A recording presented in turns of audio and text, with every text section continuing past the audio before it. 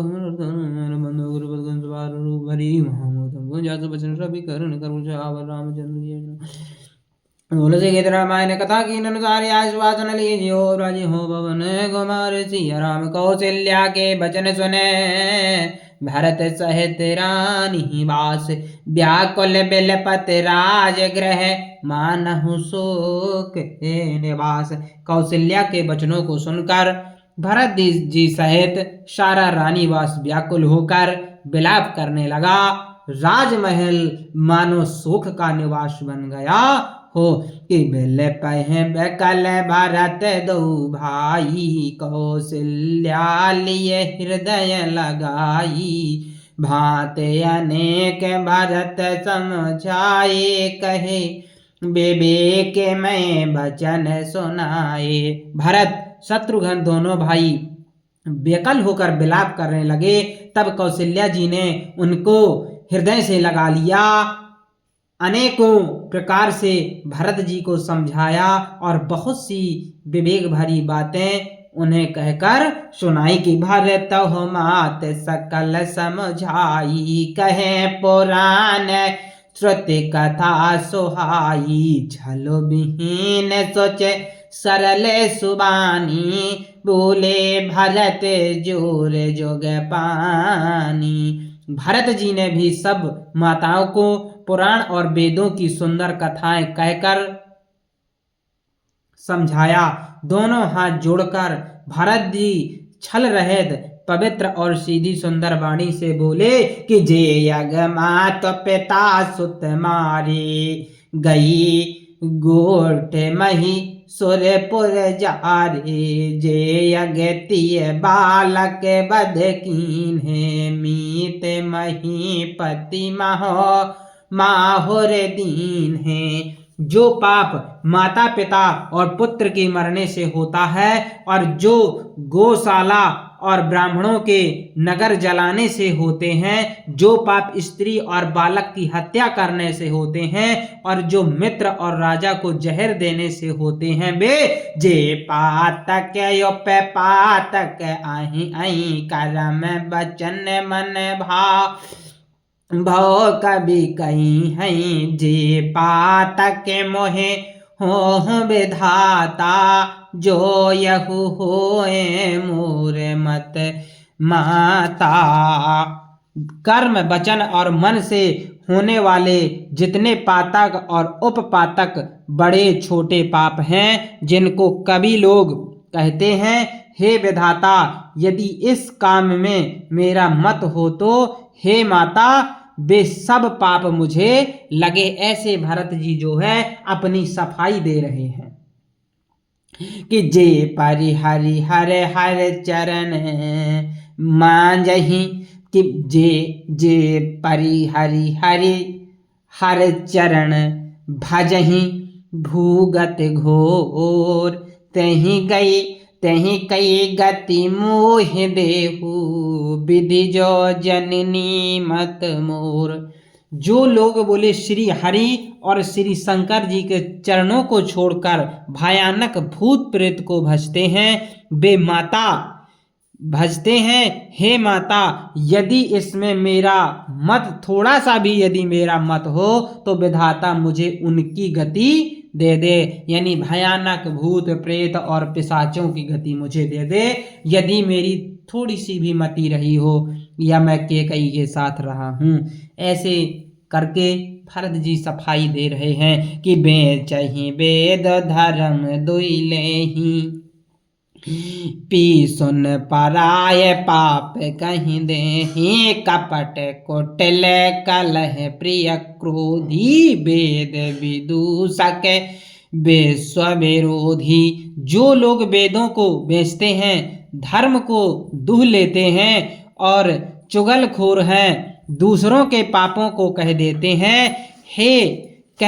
हैं, जो कपटी कुटिल कहल प्रिय और क्रोधी हैं तथा जो वेदों की निंदा करने वाले और विश्व भर के विरोधी हैं कि लोभी लंपट लोलुपचारा जे तकहीं पर धनु पर दारा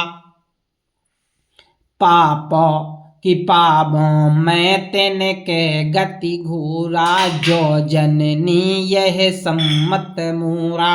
जो बोले लोभी लंपाट लालचियों का आचरण करने वाले हैं, जो पराय धन और पराई स्त्री की ताक में रहते हैं, हे जन्य यदि इस काम में मेरी थोड़ी सी भी यदि सहमति हो तो मैं उन्हीं की भयानक गति को पाऊं।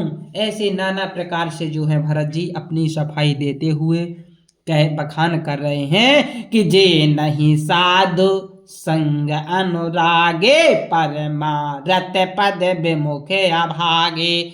जे न भजहि हरे नर तन पाई, जिन है न हरि हर सुजस सुहाई। बोले जिनका सत्संग में प्रेम नहीं है, जो अभागे परमार्थ के मार्ग से विमुख हैं, जो मनुष्य शरीर पाकर श्री हरि का भजन नहीं करते, जिनको हरि हर भगवान विष्णु और शंकर जी का सुयश नहीं सुहाता, कि तज श्रुत पंथ बाम पथ चलही, पंचक बिरहे बेसु जग छलही। तिनके गति मोह शंकर देहु, जननी जो यह जानऊ भेहु।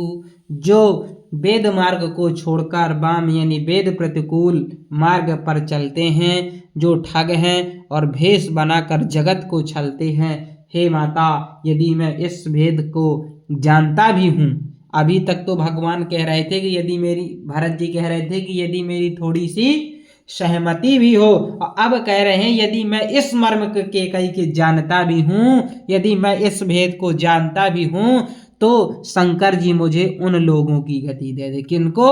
जो उन लोगों को गति मिलती है जो कभी भगवान का स्मरण नहीं करते, कथा को नहीं मानते, भगवान को नहीं मानते, किसी को नहीं मानते। तो बोले जौन से नरक में बेडारी जात हो वही नरक में हमें डाल दो। कि माँ तो भरत के बचन सुन, साचे सरल सुभाए, कहत राम प्रिय तात तुम सदा बचन मन काय।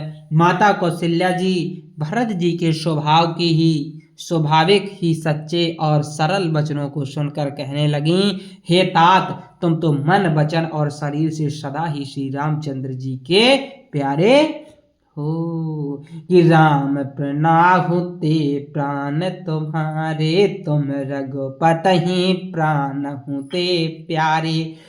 कि विदु विष चवे, कि विश्व वेद चवे, शस्त्र वे हिम आगी होए बारिचर बारो वैरागी। श्री राम तुम्हारे प्राणों से भी बढ़कर प्राण प्रिय हैं, और तुम भी श्री रघुनाथ को प्राणों से भी अधिक प्यारे हो। चंद्रमा चाहे, बोले चंद्रमा चाहे विष चुआने लगे, पर चुआने लगे और पाला आग बरसाने लगे, जलचर जीव जल से विरक्त हो जाएं, पर भय ज्ञान बर मिटय न मोहु, तुम राम ही प्रतिकूल न दोहु। कि मत तुम्हारे यहु जो जग कहीं, सो सपनहु सुख सुगत न लयहु। जो ज्ञान और जाने पर भी चाहे मोह न मिटे, पर तुम श्री रामचंद्र जी के प्रतिकूल कभी नहीं हो सकते। यानी इसमें तुम्हारी संपत्ति है, इसमें तुम्हारी सम्मति है। जगत में जो कोई ऐसा कहते हैं वे स्वप्न में भी सुख और शुभ गति नहीं पावेंगे। बोले जो तुम्हें जरा सा भी दोषी ठहराएगा भरत को, राम की कि ये राम मतलब कि केकई के साथ इनकी सहमति थी, तो वो बोले स्वप्न में भी कभी सुख नहीं पाएगा। अस कहे मात भरत ही अलाए, थन पाए सौत्र ही नयन जल छाए। कर तो बिलाप बहुत यह भांति, बैठही बीत कि बैठही बीत गई सब राती। ऐसा कहकर माता कौशल्या ने भरत जी को हृदय से लगा लिया। उनके स्तनों से दूध बहने लगा और नेत्रों में प्रेम अश्रुओं का जल आ गया। इस प्रकार बहुत विलाप करते हुए सारी रात बैठे ही बैठे बीत गई कि वामदेव वशिष्ठ तब आए, सचो महाजन सकल बोलाए। मुनि बहु भांत भरत उपदेशे, कही परमारथ बचन सुदेशे। तब वामदेव जी और वशिष्ठ जी आए। उन्होंने सब मंत्री तथा महाजनों को बुलाया।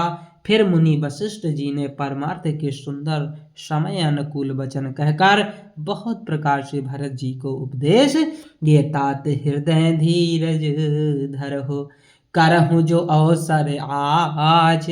उठे भरत गुरु बचन सुने, करण कहो सब साज।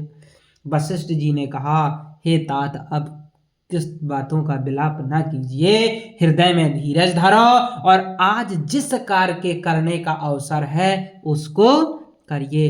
तब गुरु जी के वचन सुनकर भरत जी उठे और उन्होंने सब तैयारी करने के लिए कहा कि नृप तनु वेद वेदते अनवाहा, परम विचित्र विमान बनावा।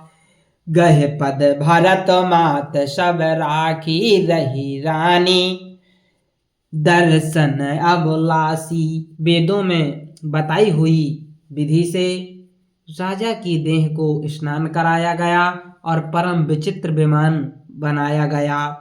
भरत जी ने सब माताओं को चरण पकड़ कर रखा, अर्थात प्रार्थना करके उनके सती होने से रोक लिया। वे रानियां भी श्री राम के दर्शन की अभिलाषी रह गईं कि चंदन अगर भार बहु आए, अमित अनेक सुगंध सुहाए। कि सरजू तीर रच चिता बनाई, जन सुर पर शोपन सुहाई। चंदन और अगर के तथा और भी अनेकों प्रकार के अपार कपूर, गुलगुल, केसर आदि सुगंध द्रव्यों के बहुत से बोझ आए। सरयू के तट पर सुंदर चिता रचकर बनाई गई, जो ऐसा मालूम होती थी मानो स्वर्ग की सुंदर सीढ़ी हो। इस प्रकार से